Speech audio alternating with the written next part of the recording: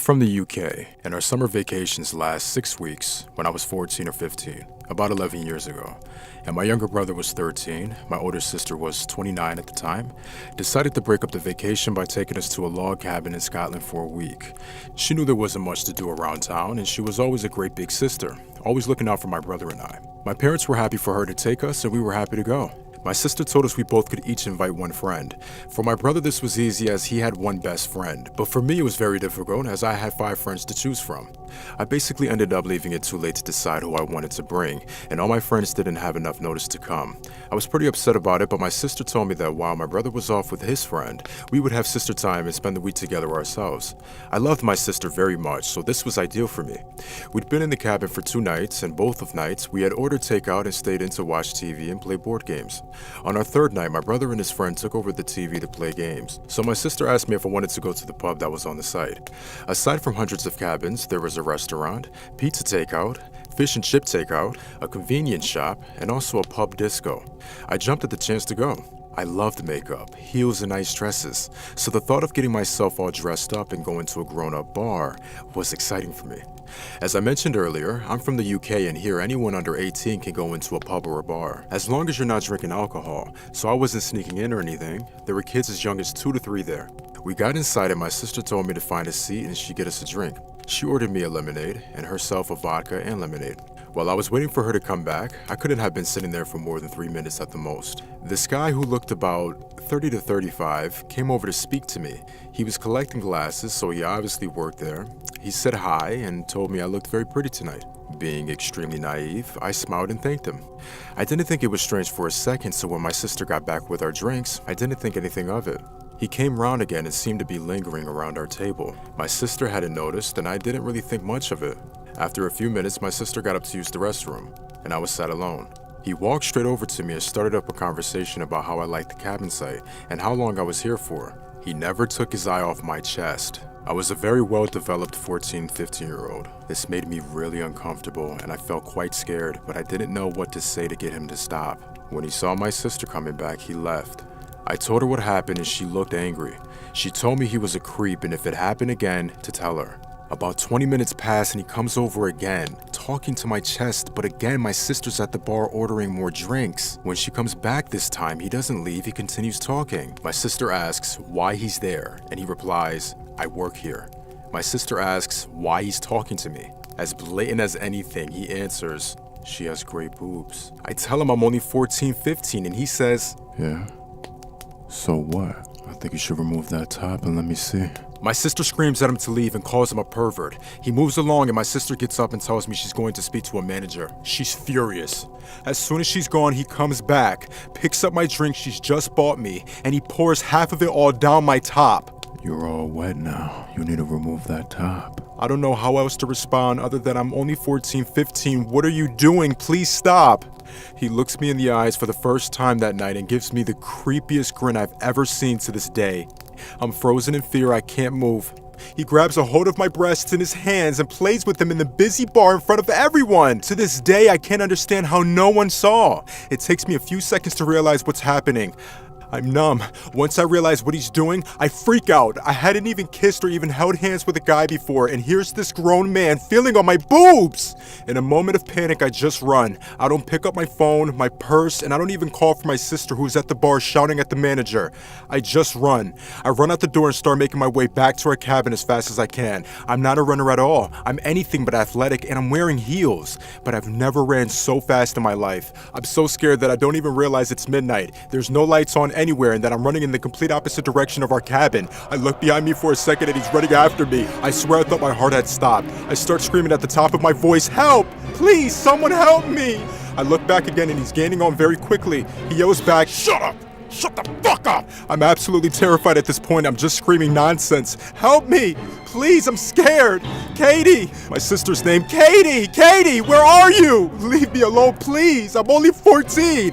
Help me!" He's so close to me now. He's laughing and telling me, "Stop shouting! I only want to talk to you, you little bitch!" bitch! I turn around and he's so close it terrifies me. It's midnight, so a lot of the cabins are in complete darkness, but I manage to see the lights turn on in one of the cabins I'm approaching. I continue screaming for help and the door opens. A man about the same age as the one who's following me steps outside and looks confused. He sees me sobbing and asks if I'm okay.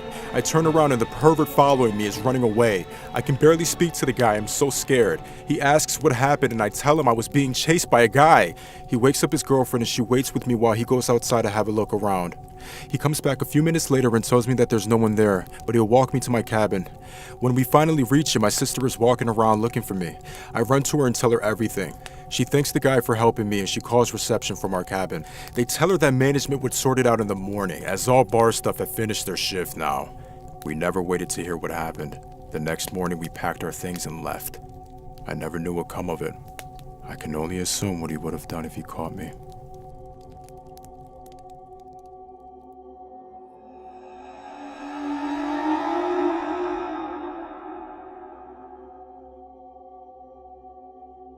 Hello. I just got back from dinner with my mom and we talked about something that happened literally 20 years ago. And while we did, I thought it'd be a good story to share here. Now before I can jump in, I need to sketch the surroundings a bit. At the time, my mom was 43 and I was 18. Also, our relation wasn't very good. Admittedly, that was pretty much my fault. I was a rebellious teenager then, and important for the story, I was caught up in the metal scene. Among other things, being the vocalist of a black metal band, those inhuman screeches, it's actually a trick. Next to that, I had picked up a liking for weed.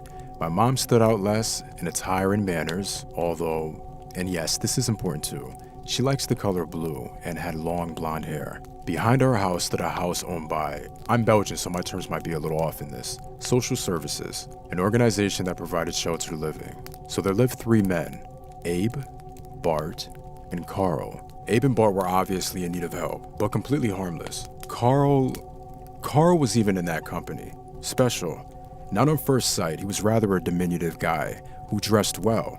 But well, if people are really detached from reality, you just have to look at their eyes to know. Now, Carl might have been heavily medicated, he was still batshit crazy. I don't know what really was the problem, I'm not a psychiatrist, but in a nutshell, he suffered from religious delusions and was convinced that some people were angels, demons, or characters from the Bible. I didn't know that, but in hindsight, let me give you a rundown how I looked when I returned home from a show. Long hair, a beard, rather muscular build, a black frock like monks wear, studded leather belt and arm bracelets, a big pentagram around my neck, and I went full out corpse paint. So in short, after seeing me walk around like that a few times and hearing the frequent arguments my mom and I had, Carl became convinced that I was a literal demon. And here comes the catch. My mom was the Virgin Mary. Blue clothes, long blonde hair, remember? Whom I wanted to abduct into hell. But he had his medication and he wasn't a danger to anybody. Until on a hot summer day, I got a visit from the police because I had gotten in a fight. So what did my mom do? She invited the cops to sit in the yard while they talked to me.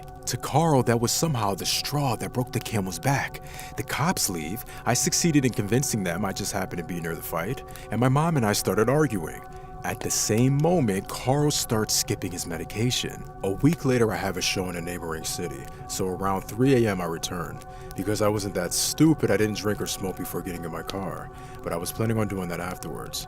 In the car were 2 of my bandmates, Andreas and Quentin. I go inside, my mom is fast asleep, and I get a few beers while they sit in the garden. Smoking had to happen outside, and it was pretty hot anyway. We sit, chat, smoke, drink, all is great, until Carl decides to act. "What the fuck?" said Andreas. He pointed at the hedge at the end of our garden. All 3 of us, intoxicated by then, watch Carl, dressed in a white gown, with an aluminum circle on his head, wrestle himself through the hedge. "What do you think you're doing?" I said. "Begone, forces of evil," he shouted, waving at us with a rather large cross, like as long as my arm. At that moment, I admit we didn't know what to do. If you think about it, he probably took that as a sign his cross worked. So he runs to my open back door, my clue to run behind him, screaming at him to stop. He enters my house, shrieking that he's coming to save the Virgin Mary. Now it gets weird. My mom wakes up from all the shouting. She wore white PJs and had her hair loose. Carl must have thought that she descended from heaven, so he bolts it up the stairs, falls to his knees, and starts praying. The 3 demons behind him are, strangely enough, not repelled. I grab him by his scrawny neck, totally ready to go medieval on him. I mean, we had our problems, sure, but this is my mom we're talking about. He jumps up, wrestles himself free, and manages to hit Quentin in the head with his cross. Andreas and I back up. look at each other and nod. Carl is going down. Stop, says my mom as loud as she can. She walks up to Carl, takes his hand and says, I think you're seeing this wrong. He looks up to her and starts crying. I mean, ugly bawling. He tells her he wants to protect her from points at us. Mom goes, I know, but that really isn't necessary. I whisper to Andreas to call the cops downstairs and stay there. Look, he's just a kid that likes to dress himself up. I don't really like it either, but it's a game. She motions at me and I lose the frock, the belt and stuff. Underneath, that stuff was heavy and it got hot. I'm only wearing my boxer. I wish I had a picture. Carl is still on his knees crying. My mom is standing before him smiling. Quentin in full garb is sitting against the wall holding his head and I'm standing in my boxer. Carl takes a deep breath. But you're the Virgin Mary. I'm just a nice lady, she says. And they're my son and his friends. And you're Carl. It's all okay. He looks at me, then at my mom, stands up and grabs his cross. He looks at it and then says, in an almost childish voice, didn't I tell you?